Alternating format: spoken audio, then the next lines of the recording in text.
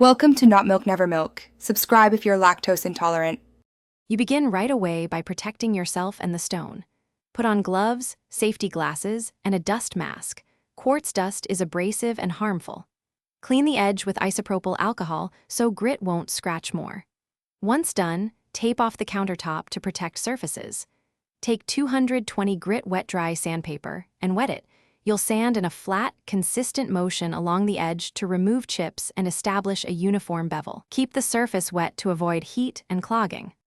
Next, refine the profile and eliminate deep scratches by progressing grits.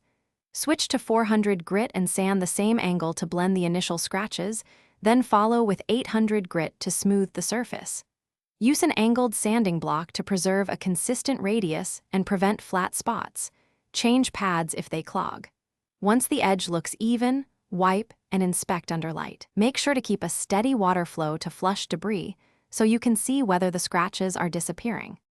For the final stage, you'll polish to a glossy finish. Move to 1,500 grit, then 3,000 grit, keeping the area wet and using light pressure to avoid rounding the edge too much. Apply a diamond polishing paste and buff with a soft pad until you achieve a uniform gloss. Once done, rinse and clean with mild detergent and a soft cloth. If you notice a hazy ring or micro scratches, rework that section with the finer grit sequence and repeat polishing to restore clarity. Thanks for watching. If this was helpful, leave a like and consider subscribing. See you next time.